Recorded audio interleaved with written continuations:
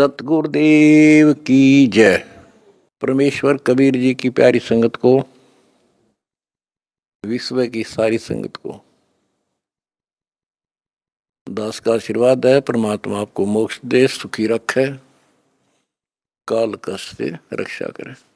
परमेश्वर कबीर जी एक झोंपड़ी में रहा करते थे। पूरा परिवार जो परमात्मा का, वैसे तो पूरा विश्व उसी के बच्चे हैं, उसी के पुत्र पुत्री हैं, लेकिन उस समय उन्होंने एक गृहस्थ विधि से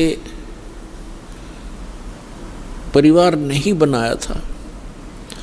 परमात्मा के परिवार में कुल 5 सदस्य थे।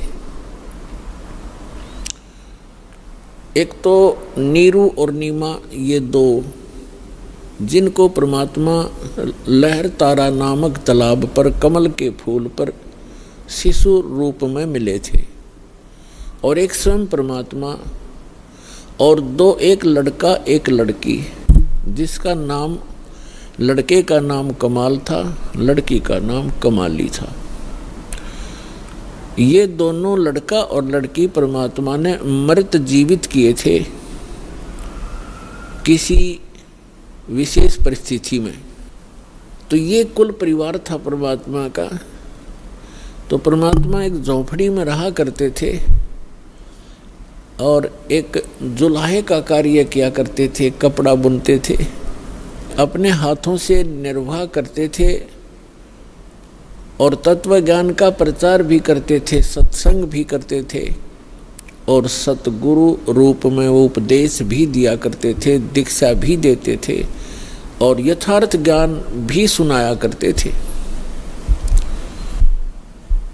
तो वो परमात्मा 600 वर्ष पहले आए थे और वो परमेश्वर की महिमा उन्होंने स्वयं ही अपनी महिमा आप ही बताई है कि चारों युग में मैं आया हूँ। प्रत्येक युग में, सतयुग में सत सुकृत कै टेरा, त्रेता नाम मुनींदर मेरा, द्वापर में करुणा में कहाया, कलयुग नाम कबीर दराया। परमात्मा कहते हैं चारों युग में मैं आया, और जो परमात्मा लीला किया ही करते हैं, अच्छी आत्माओं को मिलते हैं, उनको तत्व ज्ञान से परिचित कराते हैं, फिर अपने सतलोक में ले जाते हैं, वहाँ से फिर वापस छोड़ते हैं अपना साक्षी बना करके। कैसा है भगवान, कहाँ रहता है परमात्मा, कैसे मिलता है वो भगवान। तो ये सब अपनी प्यारी आत्माओं को बताते हैं परमेश्वर और उनको अपने से परिचित कराकर संसार में पुनः छोड़ देते हैं। फिर वो महापुरुष उस परमात्मा की आँखों देखी महिमा सुनाया करते हैं। उनमें से कौन कौन है जिनको दास जानता है, मुझ दास के नॉलेज में कलयुग के अंदर हैं। आदरणीय द्रवदास साहिब जी, आदरणीय मलुकदास साहिब जी, आदरणीय नानक साहिब जी, आदरणीय दादू साहिब जी, आदरणीय गरीबदास साहिब जी गांव छुड़ानी जिला झज्जर वाले, आदरणीय घीसा दास साहिब जी गांव खेखड़ा जिला मेरठ उत्तर प्रदेश वाले, आदरणीय स्वामी रामानंद जी काशी वाले। इन महापुरुषों को परमात्मा मिले और इन महापुरुषों ने परमेश्वर की महिमा आँखों देखी, बताई, अपनी अमृतवाणी में लिपिबद्ध करवाई।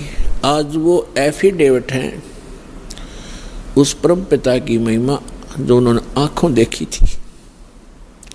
तो पुण्यात्माओं, परमेश्वर ने कहा है, चारों युग में संत पुकारे,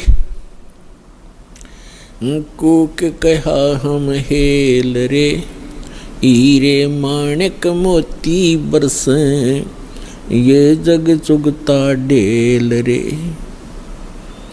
परमात्मा बताते हैं कि चारों युग में मेरे से परिचित मेरे संतों ने मेरे द्वारा बताई गई यथार्थ भक्ति विधि का डंडोरा पीटा, मुनादी करी, अनाउंसमेंट की खूब जोर जोर से,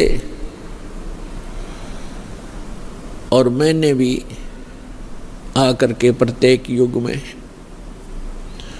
इस यथार्थ ज्ञान रूपी हीरे मोती लालों की वर्षा की, लेकिन हम पर विश्वास ना करके इन काल के दूतों, नकली आचार्यों, शंकराचार्यों और इन झूठे गुरुओं पर विश्वास करके पूरा मानव समाज वर्तमान में डले ढो रहा है, कंकर पत्थर कौड़ी इकट्ठी कर रहा है लाल के स्थान पर। अर्थात यथार्थ ज्ञान और यथार्थ भक्ति विधि ये तो है हीरे मोती और लाल यानी बहुमूल्य, ये हैं वास्तव लाभ देने वाले। और जो गीता अध्याय नंबर 16 के श्लोक 23 में कहा है कि शास्त्र विधि को त्याग कर जो मनमाना आचरण करते हैं, मनमानी पूजाएं करते हैं जो शास्त्रों में सदग्रंथों में विद्यमान नहीं है, तो उनको न तो कोई सुख होता है, न उनको कोई सिद्धि प्राप्त होती है और न ही उनकी गति होती है, अर्थात व्यर्थ, यूजलेस। तो जो शास्त्र विधि को त्याग कर सदग्रंथों के विपरीत साधना है वो परमात्मा ने बताई है कि वे डले हैं, ढेल, ढेल माने डले, कंकर पत्थर जिनकी कोई वैल्यू नहीं है। चारों युग में संत पुकारे, कूक कहा हम हेल रे, हीरे माणिक मोती बरसे, ये जग चुगता ढेल रे। पर भी लेन जात है दुनिया, हमारा ज्ञान किने ना सुनिया। परमात्मा कबीर देव जी, कबीर साहब जी बता रहे हैं कि लोक वेद के आधार से, दंत कथाओं के आधार से शास्त्र विरुद्ध साधना करते हुए ये प्राणी कुंभ के मेले का अनुष्ठान करते हैं और पर भी लेने के लिए जाते हैं वहाँ कल्याणार्थ। उसके लिए भगवान बताते हैं कि जिस तालाब या सरोवर या दरिया में